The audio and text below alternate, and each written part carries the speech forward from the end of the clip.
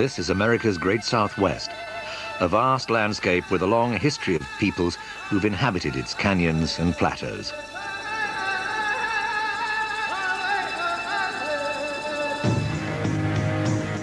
Thousands of years ago, a civilization flourished here and left ruins that are as grand and mysterious as anything that exists in North America. Great settlements, imposing cliff dwellings, and ceremonial chambers called kivos. All are attributed to the ancient Anasazi. There are people today who believe Anasazi's spirits still inhabit these great badlands. And a century ago, a gruesome discovery was made in Chaco Canyon, New Mexico.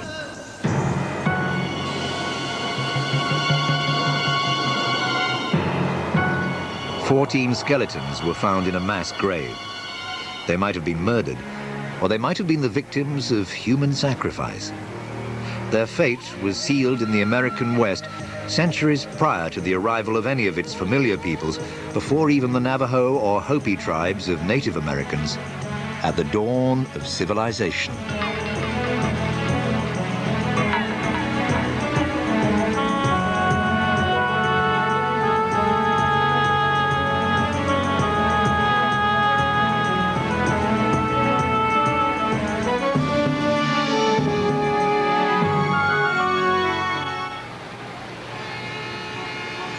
Today, many of us live in cities that we take for granted. An urban way of life, rational, practical, bustling.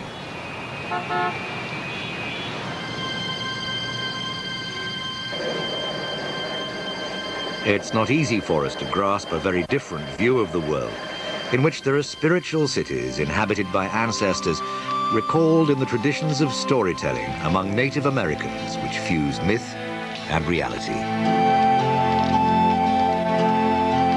The stories may be of imaginary scenes, or they might lead us to forgotten places that did once exist.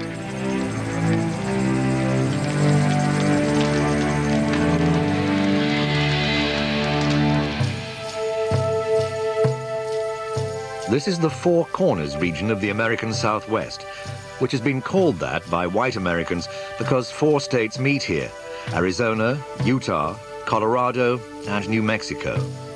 But to the native people, this is the land of the Anasazi, the ancient ones.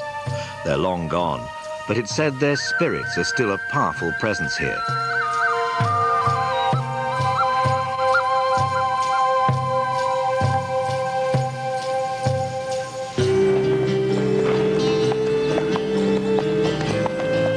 In the autumn of 1897, a rancher named Richard Wetherill was lured deep into this remote and barren land by a story about the Anasazi. His fascination with the ancient ones had begun 10 years before and hundreds of miles away.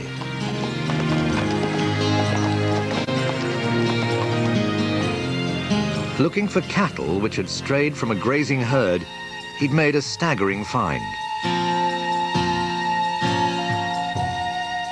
The ancient cliff dwellings at Mache Verde in Colorado.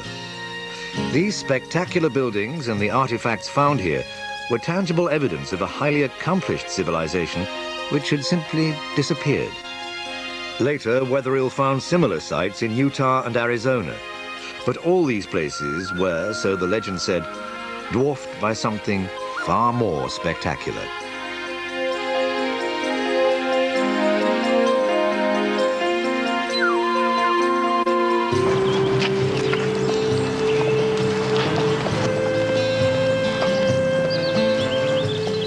Wetherill was now looking for a fabled city, older, bigger and richer than anything found so far. He had no maps, no specific directions, just the stories and a Navajo guide he hoped he could trust. The deeper they traveled into the desert, the more challenging their quest became.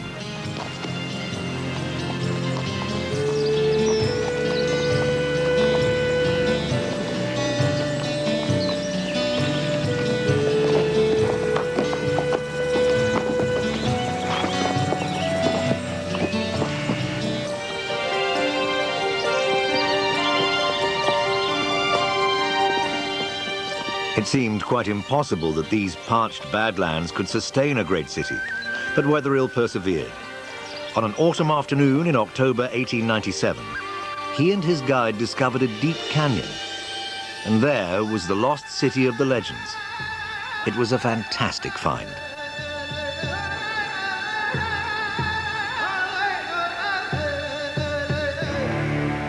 Wetherill was astonished by what he saw. Buildings quite unlike any he'd seen before and never imagined he might discover here. Freestanding buildings, some as tall as 5 stories. One building alone, which became known as Pueblo Bonito, contained more than 650 rooms.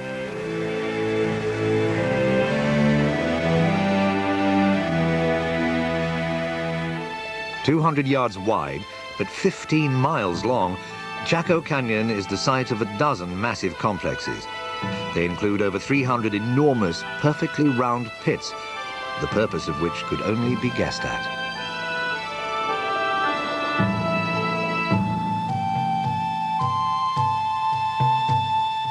The walls were covered with wonderful paintings, carvings, signs, and symbols. What they meant to the people who created them was unknown. Nothing found in all of North America has rivaled the amazing Chaco Canyon.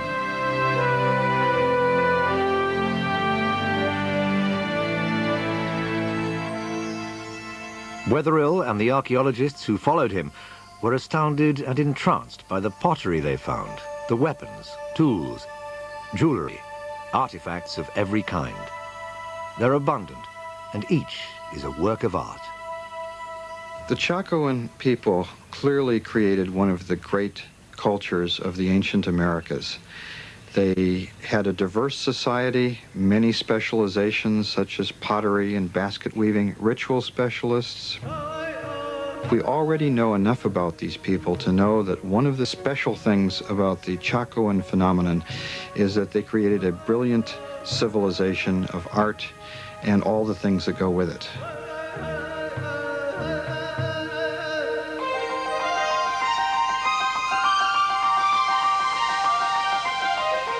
The Anasazi were fascinated by the heavens. They were sophisticated watchers of the sky. Many believe these 1,000-year-old markings record a spectacular astronomical event, a supernova. A supernova is an exploding star way out in the galaxy, but for a month or two, that single star can outshine the other 200 billion stars of the galaxy. And there's evidence from Chinese and Japanese records that on July 4th, 1054, a spectacular new star appeared.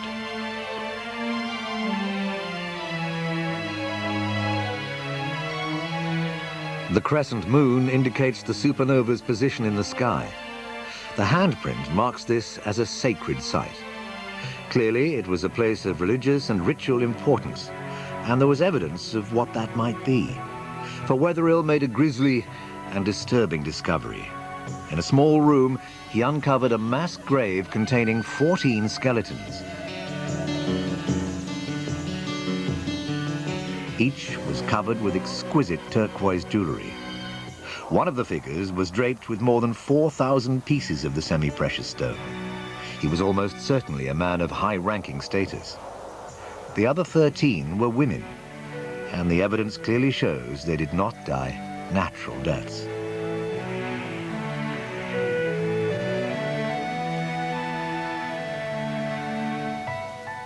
Wetherill's wife, Marietta, who visited the site, speculated about these deaths and their meaning. The skeletons of 13 women were lying against the wall, clear around the room, and every one had a hole in their skulls. They were his wives, perhaps, to go to the afterlife with him. The Diary of Marietta Wetherill, 1897.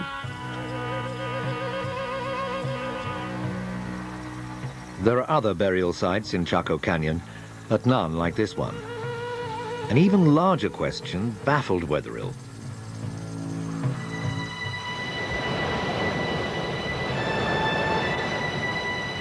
20 million years ago, Chaco Canyon lay beneath the great inland sea. But when the water receded, only a dry and parched desert remained. Mesopotamia, Egypt, a number of others, China, All of those are complex societies founded in a very arid region.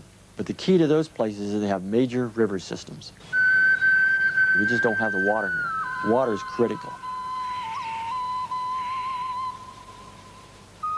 With no apparent substantial water supply, this civilization had apparently flourished.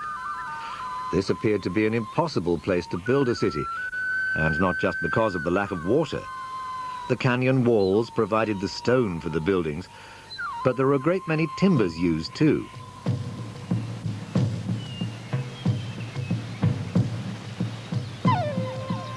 Archaeologists estimate the construction required wood from 250,000 trees, yet today the landscape is totally barren. Samples taken from the beams indicate that the trees were not local. Many came from as far as 50 miles away.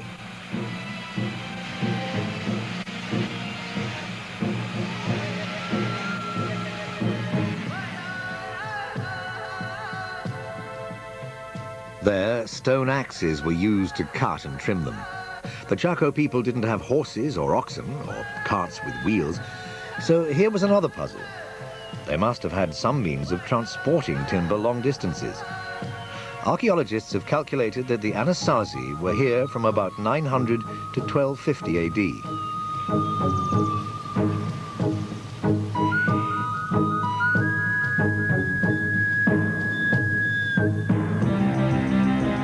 At the same time, other monuments were being built around the world.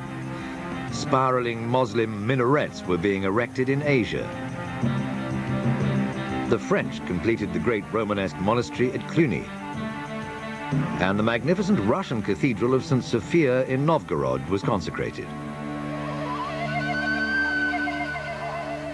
All who visited Chaco Canyon, Wetherill, the modern discoverer, and those who followed, have been greatly moved by the ruins of the civilization that lived here, and many have sensed it's a place haunted by those who must have been forced to abandon it because a calamity of some kind had overwhelmed them. A clue to what that disaster was is to be found in a secret ceremony of the Native Americans, which they've only once revealed to a photographer. A ceremony in which they dance with venomous snakes.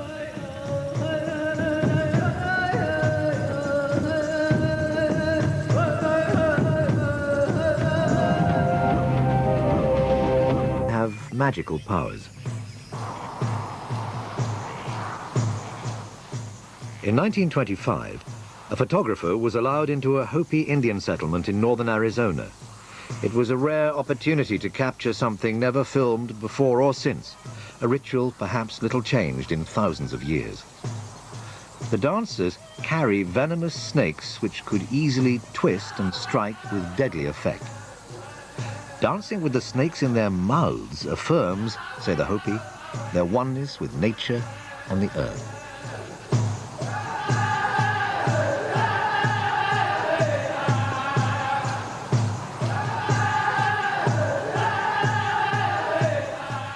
A line of dancers represents antelope, whose galloping feet produce a sound like thunder when heard racing across the landscape.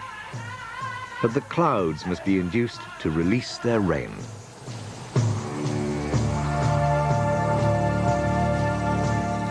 Because snakes spend their lives so close to the earth, they and they alone have the power to draw down the rain.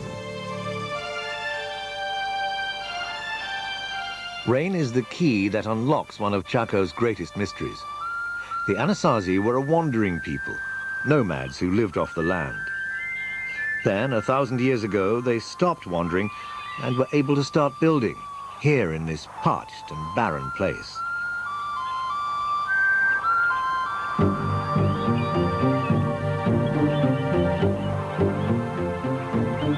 The puzzle of how they achieved this was solved by a new scientific technique, dendrochronology, the study of the tree rings in the timber used to construct the buildings at Chaco. They provided a startling revelation. About 1,000 years ago, the weather changed. An era of record rains began.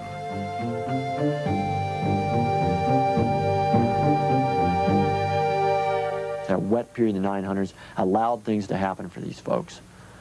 And it could have been, given the psyche of human populations, maybe it was wet enough, and maybe for the first time they saw surpluses that they had never imagined before.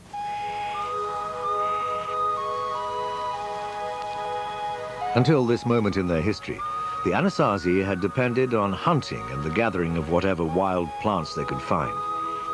Now they could be farmers. They could grow corn, squash, beans. A dependable and abundant food supply. The ancient people of Chaco Canyon began to build an irrigation system to capture and control a water supply. Their tools were primitive, but they built monumentally. That they were able to do so with brute force is astonishing, and there's a belief that they were aided by superhuman powers.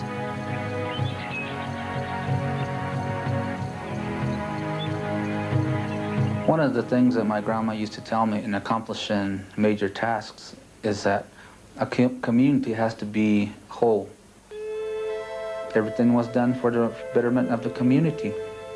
They put their heart and soul into these projects. I feel that there was a lot of the spirits and the guidance from a higher being. There was such a high level of spirituality in Chaco at the time. It's really not difficult for me to believe that a lot of that had to do with the preciseness of these structures and their concept of time frame. That if it took a year to build a structure, then that's what it took. The Anasazi left no written records, only the haunted ruins, cryptic imagery, and tales told by the old to the young. No more than relics and rumors.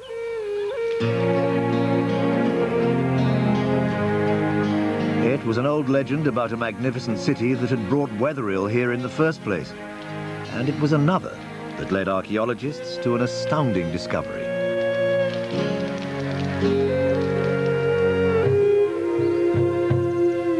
It was said that the ancient ones had an immense road system. Archaeologists found nothing more than short, narrow paths. It looked like a story exaggerated in the telling. Then, scientists began to use sophisticated new techniques of aerial observation to see beneath the surface of the landscape. A vast network of roads long obscured by sand and silt suddenly appeared. We know that the canyon itself was the heart of a world that stretched out towards the four quarters, with long, straight ceremonial roadways that run out to so-called Chaco outliers, 30 or 40 miles away in many cases. These roads were very wide, some 40 feet across, as broad as a modern city street. Some were carved into the sheer vertical cliffs of the canyon.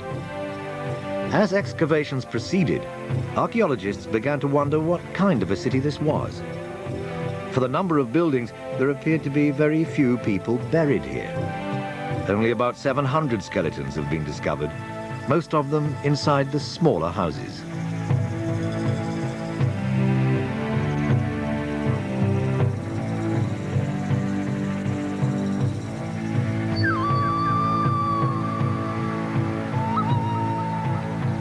And the archaeologists were surprised that there weren't very many burials in comparison with excavating small house sites that are basically domestic habitations.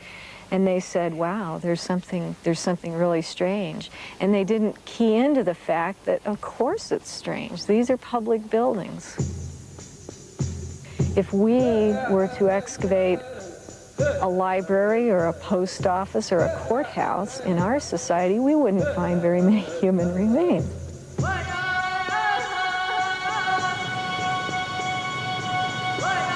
Other clues to the mystery of these buildings may lay buried just outside the canyon.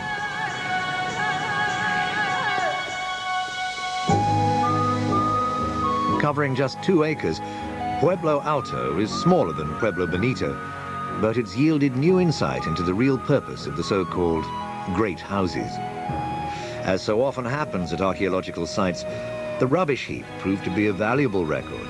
Covering close to 1/4 of an acre, it represents 100 years' worth of refuse. More than 200,000 pieces of pottery have been found in the mound. Smaller shards indicate that there may have once been as many as 1 million pottery pieces. The vast number of pots far exceeds the needs of the estimated population. A clue to why this might be was suggested by the fact that the layers of rubbish vary in depth at different eras.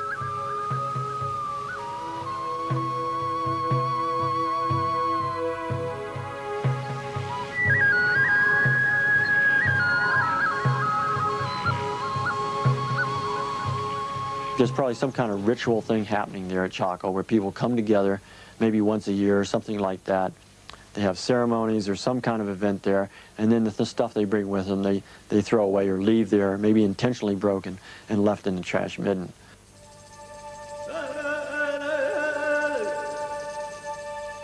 We may never know what really took place here, but many scholars believe that it was a spiritual center where worship and ritual were the dominant activities. For the Anasazi, religion and nature were inextricably intertwined. The earth and the sky were held in reverence. The sun itself is important. We call it Father. We call the moon Father as well. We call Earth Mother, and they're like the parents of the people that occupy Chaco Canyon. When people move around a lot, as these people originally did, and are nomads, they look at the nighttime sky. It's the one consistent element of their world as they move. But when people settle down, as these people did, now you can watch the daytime sky and you understand very quickly that cycle of the sun, which creates for you a yearly arena in which to play out your life. So that you can predict when to plant, you can predict when the light is going to almost leave the world and when it's going to return, so that you know everything is unfolding as it's supposed to.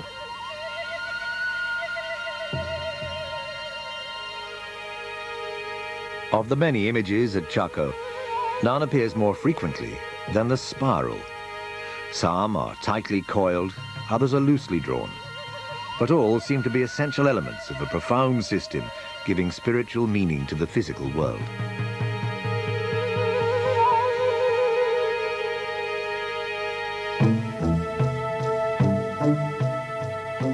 The spiral, etched into the magnificent Fajara Butte, is part of an ingenious mechanism for tracking the movement of the sun. It's placed between 3 enormous stone slabs. Every year, at the summer solstice, the longest day of the year, the shaft of light begins to crawl across the spiral at sunrise. Then, around noon, it happens.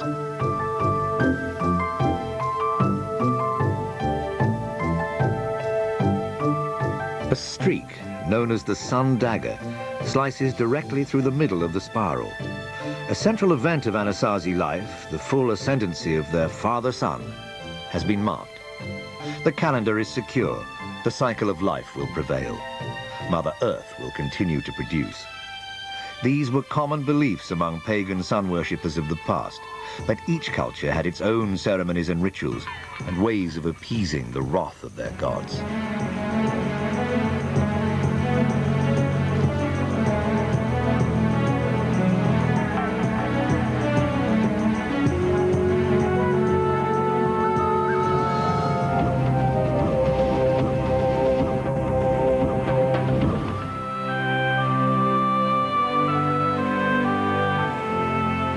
To the uninitiated, many of the structures here look forbidding, and none more so than the underground chambers called kivas, which appear vast and threatening.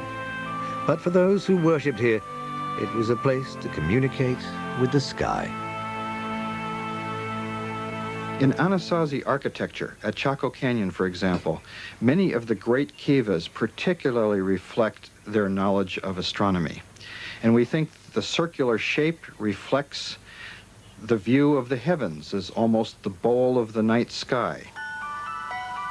We also think that certain windows existed to let the sunlight in the mornings and in the evenings and shine on the wall and produce a kind of a dance or pattern that they can interpret and monitor the annual cycle.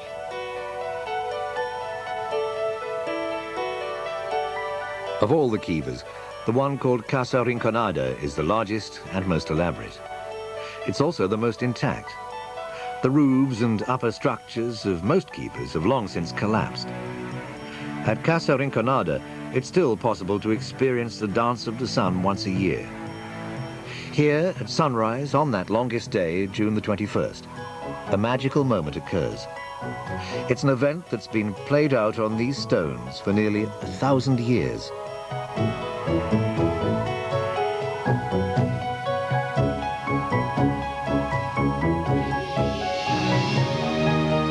The dawn light pierces the kiva through a small window at the top, casting a golden rectangle on the wall opposite.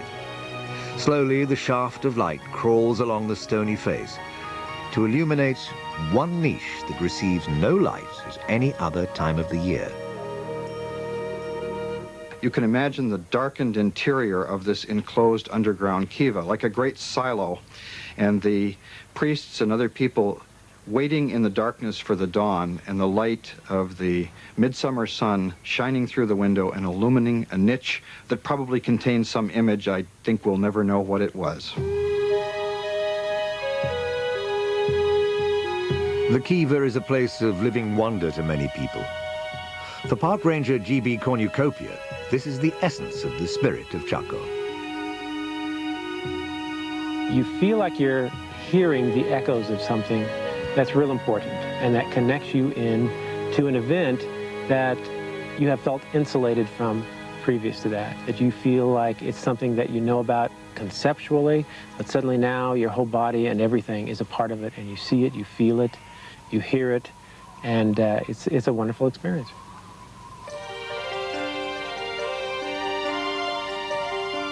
For 250 years, a civilization flourished here.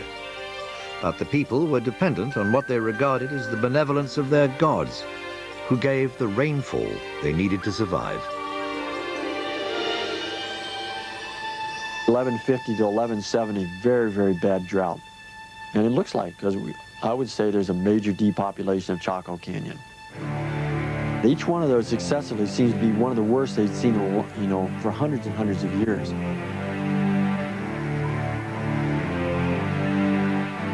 The great era of rain which had made possible the building of Chaco gradually abated and then gave way to a relentless drought. For the people who lived here, the disappearance of the rain had a religious message.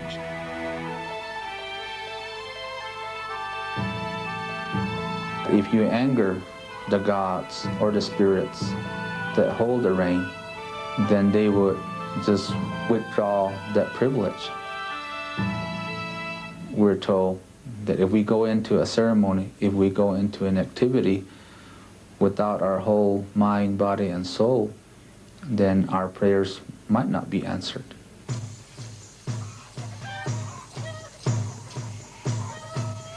There was constant need to placate the gods. Rituals passed down from time immemorial, captured in this rare film, suggest what may have happened. During this Hopi rain ceremony, the clans gathered to compete in sacred games, much as the ancient Greeks held Olympics to honor their gods.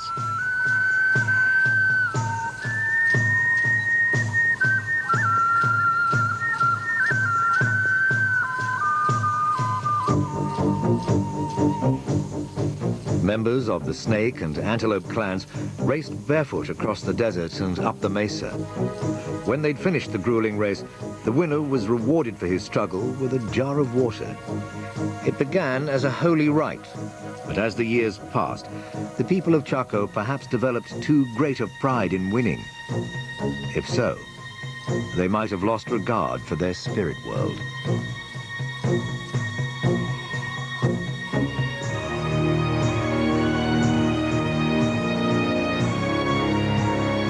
It's almost impossible for the mass to make that connection.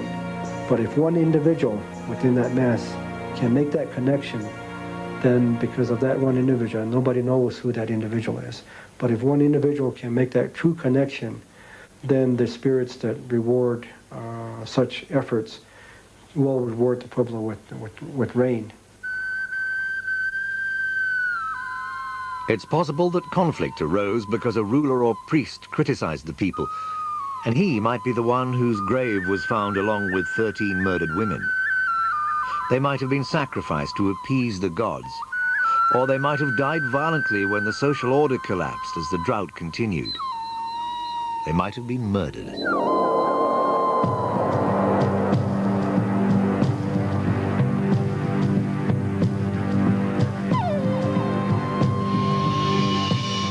We know that some of the burials in the great houses, some of the people appear to have been killed, whether ritually or otherwise. They have their skulls are smashed and they have broken legs.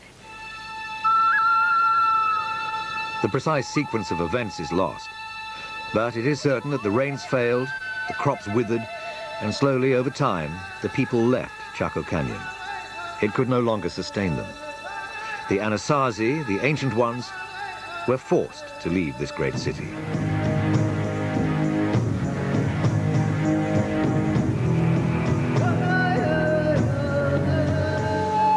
But this was not the end of their story. To many Native Americans who lived near Chaco Canyon, these images, called anthropomorphs, record the origins of the ancient ones, the Anasazi. But what do they actually symbolize? I've had Pueblo peoples tell me that when they see the anthropomorphs, for instance, they'll occasionally say, well, that's when we had tails. That's when we lived in the earlier worlds, and we were of a different form then. There are those who believe that the demise of Chaco was inevitable, that the city was just a stop on a long historical journey which their gods had mapped out for them, and that Chaco was not meant to last forever.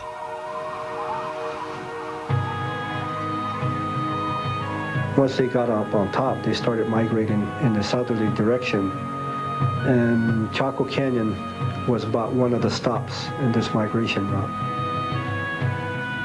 We are in a journey. We've been on a journey since our ancestors came up through the underworld.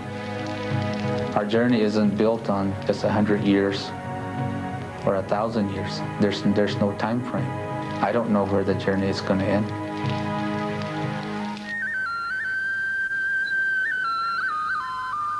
The Chaco people did not vanish.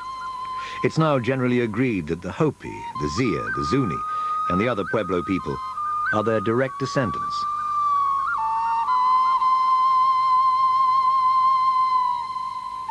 The Navajo may not be. They seem to have arrived in the area long after the Anasazi left. But Anasazi is a Navajo word, and some scholars now regret having taken it up. It's kind of a dirty word. The Hopi and other Pueblo people really hate it, but it's the word that the anthropologists have latched onto. It means something like our enemy ancestors or the enemies of our ancestors.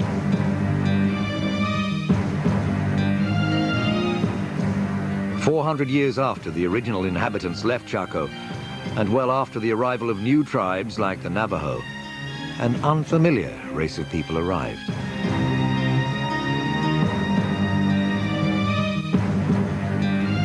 These were the palefaces, sporting beards, astride horses that were unknown in America. And these interlopers turned out to be a much greater threat than any of the dangers that had been faced before.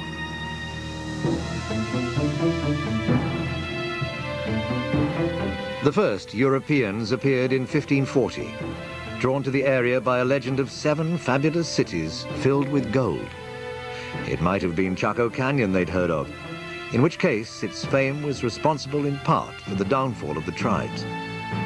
Along with their desire to plunder the riches of a new world was a mission to convert all pagans to Christianity by persuasion, or if necessary, by force.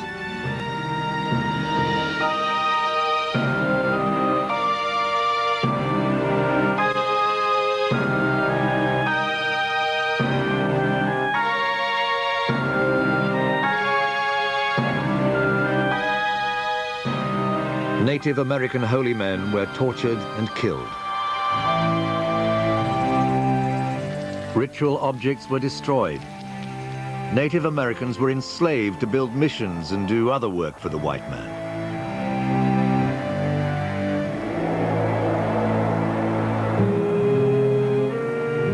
Most damaging of all were the diseases the Europeans brought with them, to which the Native Americans had no immunity.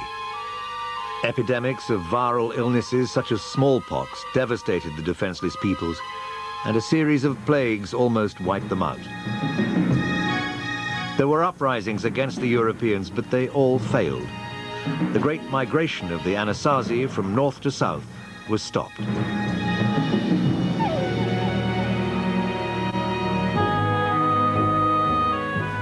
A new, and for the Native Americans, devastating concept brought by the Europeans was the idea that the land could be owned by individuals. This was just one of many new values imposed upon Native American life.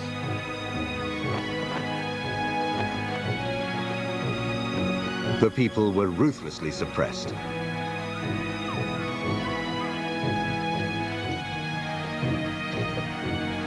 Their own language was outlawed, and they were forced to cut their hair short. It seemed as though the old ways would be lost. Ties would be broken with the ancient ones. But there was Native American resistance, which took the form of rituals acted out in secret and the telling of their own legends.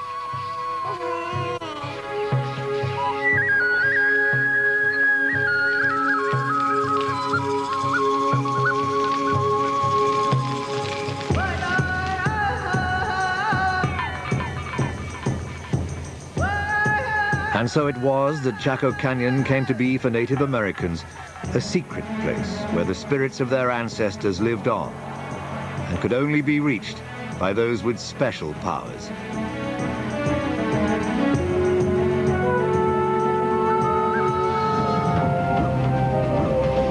The pace of European life has long been governed by the mechanics of the clock, and a more venerable way of timekeeping by the sun and the stars has been forgotten in the modern world.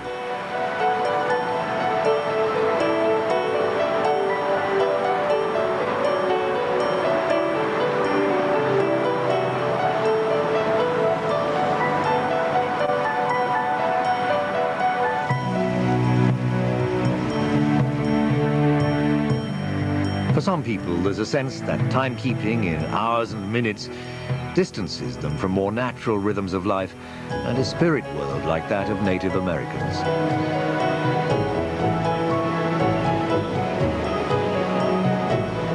If you're going to go hunting, you have hunting spirits. If you're dancing for rain, you have spirits that assist you in making those things happen. If you're going to compose a song, it's not something that you as an individual were able to compose. It's the spirits giving you the ideas to be able to compose the song.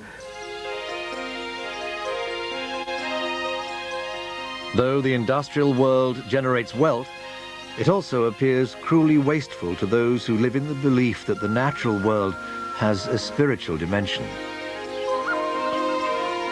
I see lawns in Rio Rancho and Albuquerque overflowing as if there's an abundance of water. Those are some of the reasons that the gods or the spirits that control the water can look down upon us, not only Native Americans, but people as a whole, and determine that we need to teach these people a lesson. They need to respect water. They need to pray for water. Only through that can we be assured that we'll be continually blessed by the spirits.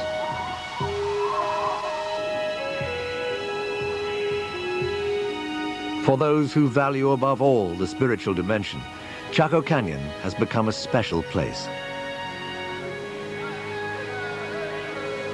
Maybe the person feels that they're lost in this world. If they go to Chaco with the understanding and the hopes that they can find their identity or find their direction, if they go in body, spirit, mind, and soul, they'll be able to probably get that guidance without anybody having to speak to that person.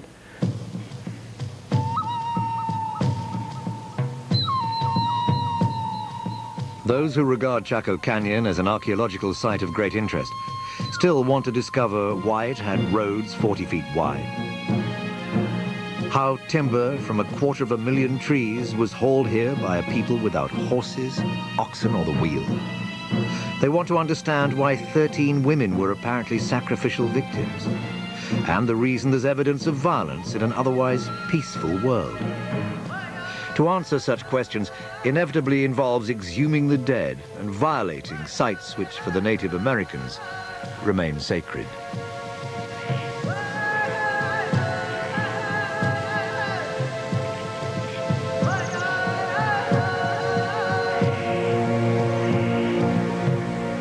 We'll go to those locations. We ask permission to be there on site.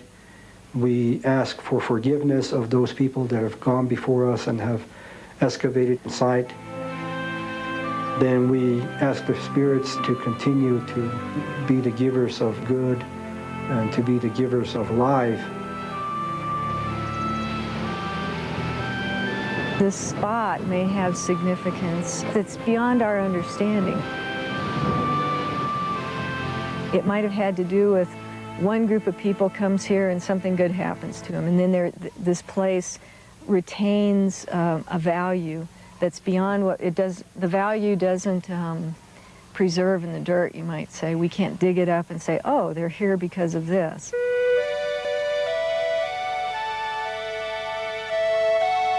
The conflict between those who consider Chaco Canyon to be a fascinating archaeological site holding clues to a lost culture and those who regard it as sacred has been joined.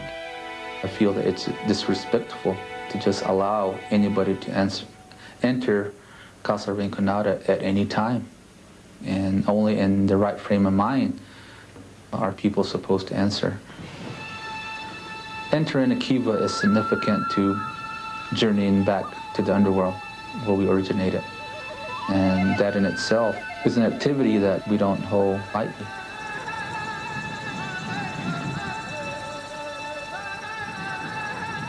These Native Americans believed they were born deep inside the earth. In time, they came to the surface, took human form, and began a long migration southwards. Chaco Canyon and its civilization were only a stop on a much longer journey, which was halted by the arrival of Europeans. But it will be only a temporary delay.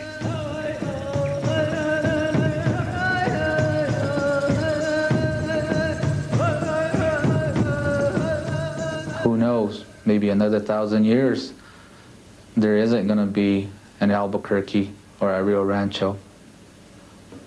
And at that point in time, we'll be able to continue our journey.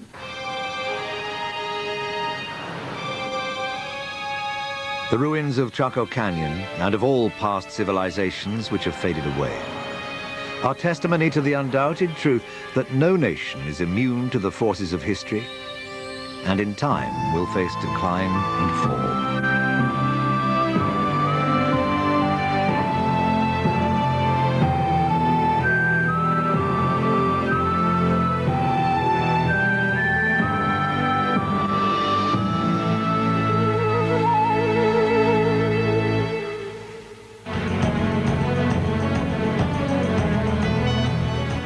Tomorrow's Ancient Mysteries investigates the building of Hadrian's Wall, while next on the History Channel, a portrait of US diplomat and Nobel Peace Prize winner Henry Kissinger.